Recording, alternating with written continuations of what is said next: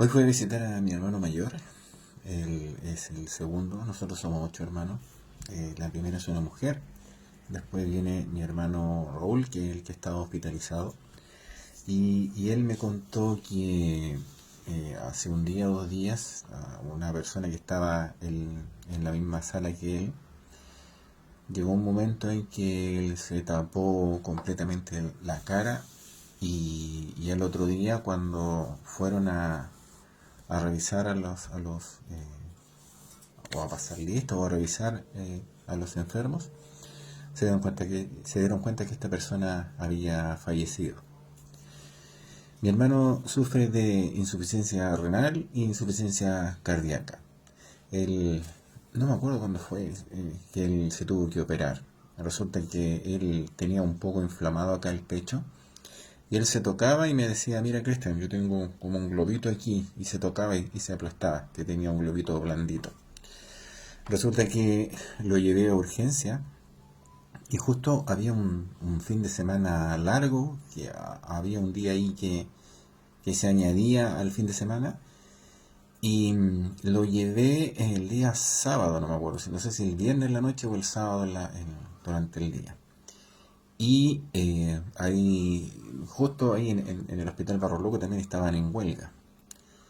Y por lo tanto habían menos médicos atendiendo. Entonces él lo tenían que dejar hospitalizado, eh, pero él no quiso.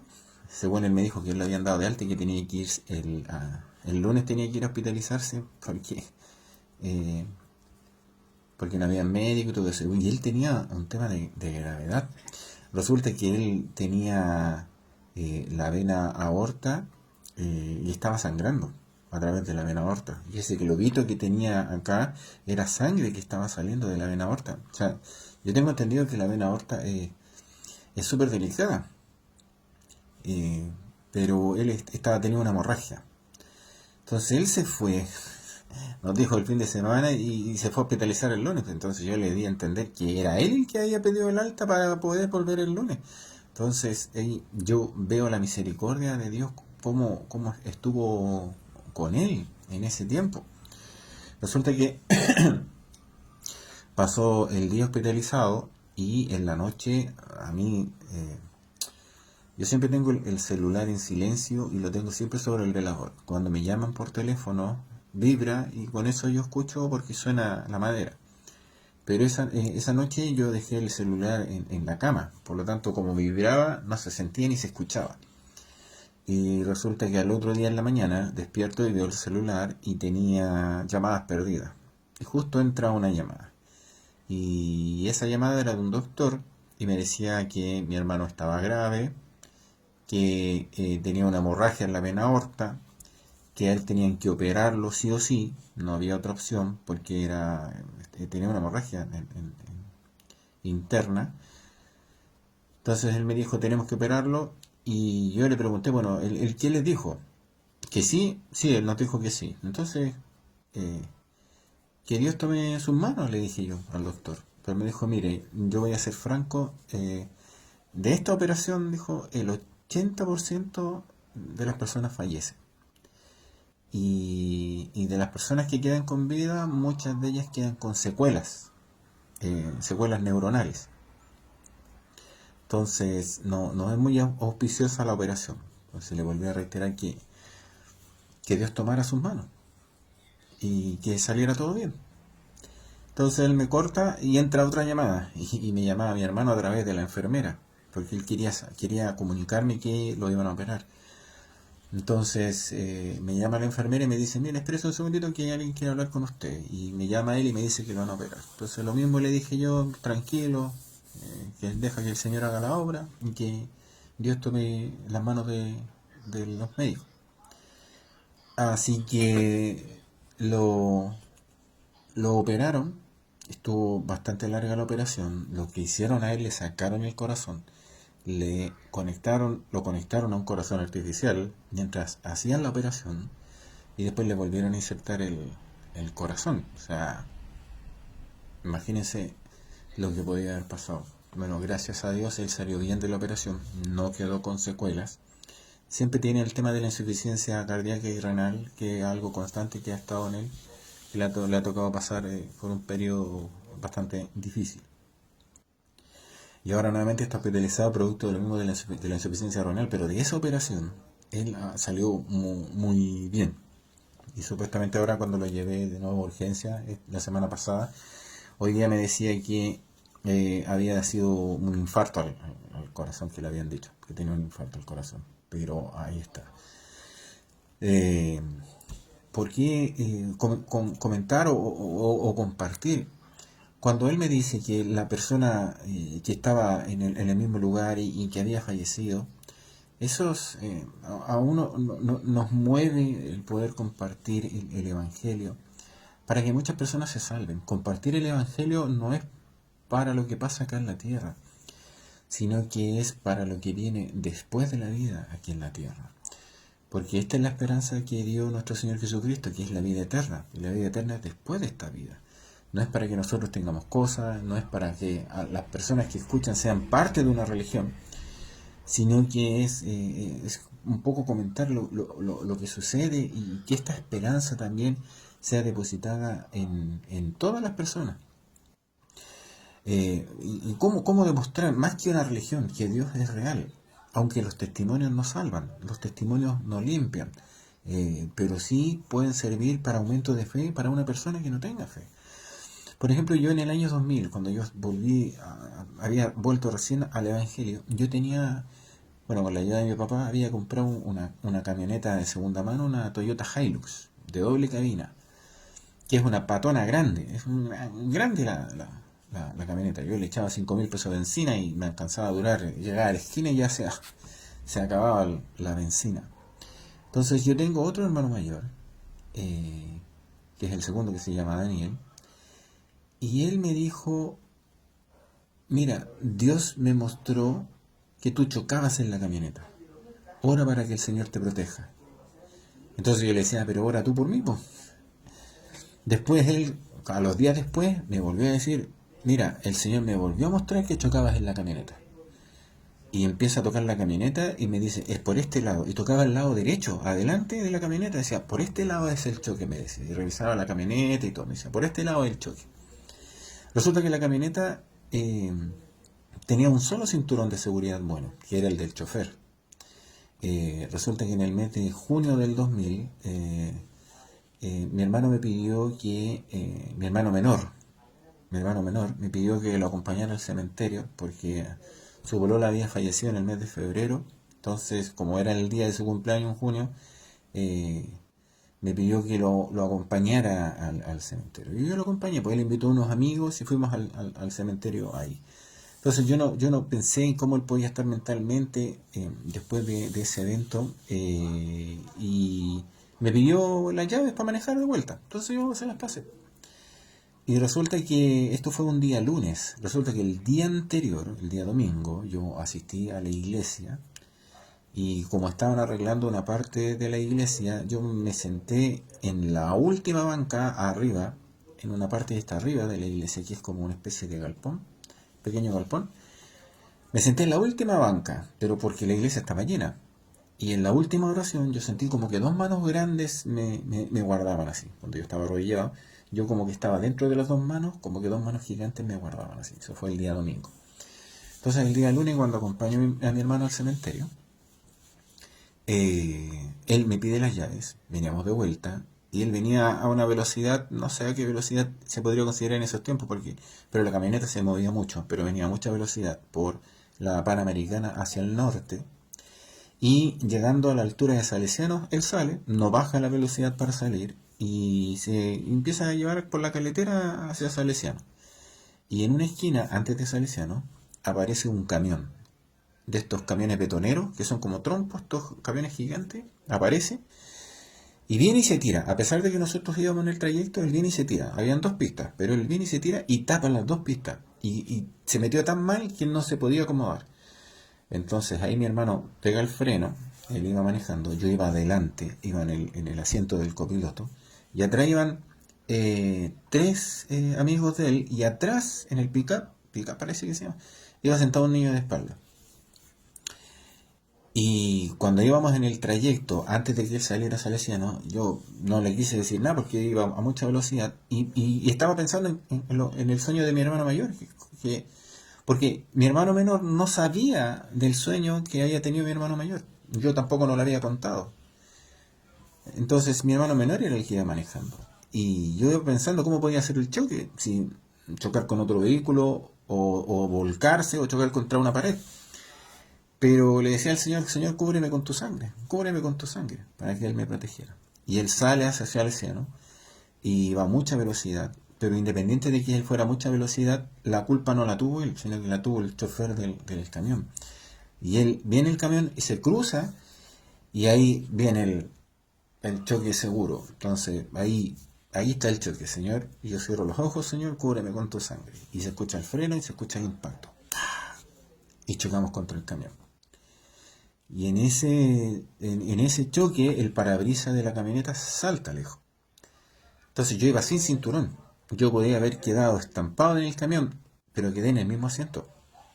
Y el camión, al darse cuenta que había cometido el error, se tira hacia atrás y se da a la fuga. Pero si nosotros hubiéramos quedado metidos con la camioneta debajo del camión, al hacer eso me hubiera reventado, porque yo iba justo ahí en el lado derecho adelante, donde fue el impacto. Entonces el camión se da a la fuga y justo venían dos carabineros en motos por la misma línea, por lo tanto los carabineros lo pararon como 2 cuadras más allá, lo pararon porque se estaba arrancando. Y resulta que yo para salir abro los ojos y como digo, el parabrisas estaba lejos y yo para salir tuve que hacer fuerza porque las puertas quedaron arrugadas y yo me tiro de rodillas al suelo. Y lo que hice yo me puse a orar. Me puse a orar y darle gracias al Señor porque me había protegido. A mí no me pasó nada. Yo estuve en el lugar del choque y no me pasó nada. Entonces, se acercaba la gente y me tocaba y decía, ¿qué te pasa? ¿Qué te pasa? ¿Qué te pasa? Y a mí no me pasaba nada, en realidad yo estaba orando, pero después cuando me levanto de esa oración, mi hermano menor era el que estaba más complicado porque estaba sangrando por la nariz y por la boca. Por la nariz y por la boca. Y sangraba y sangraba. Entonces, yo me doy la vuelta, y a él le habían sacado inclusive hasta los zapatos y sangraba. A los amigos a los amigos de mi hermano no le pasó nada. Y veo el teléfono en el suelo, tomo el teléfono y les digo a los chicos que marquen el teléfono y les doy uno a uno los números del teléfono para que llamaran. Entonces, bueno, llamaron a la ambulancia y yo llamé a mi papá, po. Entonces, llegó primero mi papá con mi hermano antes que la ambulancia. Y bueno, y cuando llegó mi hermano mayor, el del sueño llegó. Entonces, cuando llegó, me retó, pues me dijo, oye, pero, viste, si yo te dije, si yo te dije. Y había sido efectivamente en el mismo lugar que él había dicho.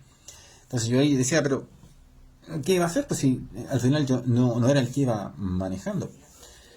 Entonces llega la ambulancia, toman a mi hermano y se lo llevan y mi hermano mayor se va con él al hospital. Y se llevan a todos los que van en la camioneta, se los llevan a todo el hospital y a mí me llevan en un vehículo policial a una comisaría. Y estábamos viendo el parte y todo. Y mientras íbamos en trayecto, por la radio del vehículo policial, se escuchaba el nombre de mi hermano y mencionaban el choque, que iba con un text cerrado, que iba grave. Entonces yo ahí le dije, Señor, no te lo lleves. Le dije yo, por favor, no te lo lleves. Le dije yo, porque yo no quiero servirte con dolor. ¿De qué me sirve servirte con dolor? Dije yo que tuviera misericordia. Pero después le dije, yo no, Señor, perdona, perdón, Señor, perdón por lo que digo. Yo sé que tú lo vas a levantar. Y si ha bebido alcohol, porque no sabía si mi hermano había bebido alcohol o no, le dije, si ha bebido alcohol, yo sé que tú tienes el poder de limpiar los exámenes para que salga todo bien, porque independiente de quién tuviera la culpa, si los exámenes salían que él estaba con algo de alcohol, iba a tener la culpa. Entonces a mí me llevan a la comisaría. Y en la comisaría yo le dije al carabinero que estaba ahí, le dije, mire, ¿le puedo pedir un favor? ¿Usted me puede llevar al hospital? Porque resulta que yo estuve en el lugar del impacto. Le dije, a mí no me pasa nada, yo no siento nada. Siento algo por acá, alguna cosquilla. Pero yo no sé si tengo algo interno. Le dije, porque yo estuve en el lugar del impacto. Usted me dije, ¿me puede llevar al hospital para que me revisen? Claro. Y ahí me llevaron al hospital Barros Luco. Y allá, cuando llegamos, me revisaron y no tenía nada. Pero mi hermano estaba inconsciente lo tenían en una camilla, habían varios doctores que lo estaban revisando y después lo llevan a sacar radiografía. Y ya cuando vuelven de la radiografía, mi hermano vuelve bien, vuelve consciente. De hecho, lo pusieron en una silla de ruedas y él jugaba en la silla de ruedas. Y ya esa cara que tenía hinchada se le desapareció. Entonces otro doctor lo ve, que estaba jugando con la silla de ruedas, y le dicen, oye, para ver tú. Y toma la tableta con la hoja y empieza a borrar todo lo que se había notado, lo empieza a borrar. Y después a mi hermano lo dieron de alta. Eh, y llevamos la camioneta al mecánico y el mecánico se dio cuenta cómo estaba la camioneta y abajo, que hay un fierro grueso que tiene abajo esas camionetas. Entonces tenía como una especie de doblada así. Entonces él decía, el mecánico decía que el impacto en la camioneta del choque tenía que haber sido alrededor de 100 kilómetros, 120 kilómetros por hora, por la forma como quedó ese fierro. Que ese fierro era muy difícil que se doblara y por el impacto que tenía, más o menos el choque tenía que haber sido con esa velocidad. Yo no sé si habrá sido a tanta velocidad, pero era lo que decía el mecánico. Eh, y así es. ¿Por qué lo cuento? Porque estas cosas suceden. Dios es real. Yo estuve ahí en el lugar del impacto. Yo podía haber quedado inválido, podía haber muerto, pero sin embargo no me pasó nada. Yo estuve en el lugar del impacto, del choque. Y no me pasó nada. Nada, nada, nada. Como decía, ni siquiera un rasguño, sino que tenía algo como dormido, pero nada. Que podía haber quedado estampado en el camino, nada. Y Dios tuvo esa misericordia. O sea, si lo asocian. Porque uno podría decir, oh no, si la experiencia única, es personal, es propia de él. Pero acá yo era el dueño, en ese tiempo era el dueño de la camioneta. Mi hermano mayor fue el que me dijo lo del sueño, fueron dos sueños donde Dios le mostraba que yo chocaba en la camioneta y le mostraba el lugar donde era el impacto. Mi hermano menor, que fue el que iba manejando y recibió el impacto, mi padre también sabía de los sueños, mi padre también vio lo que había pasado. Entonces no es solamente una persona que fue testigo de eso que ocurrió. Entonces, el poder compartir estas cosas, porque lo primero fue porque el Evangelio llegó a nosotros, llega a nuestra vida, pero es también para que las demás personas también lo puedan conocer.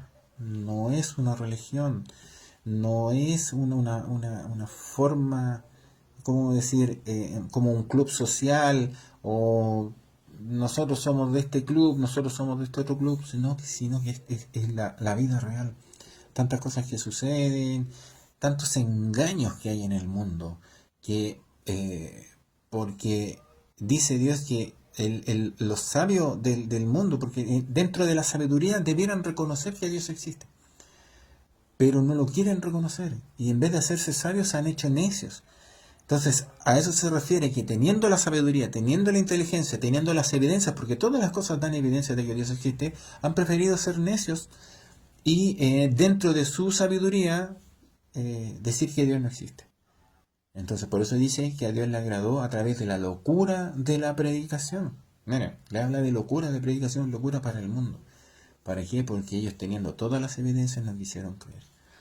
Pero el mover más es aquellas personas que parten del escenario de esta tierra sin conocer a Dios. Eso es lo importante.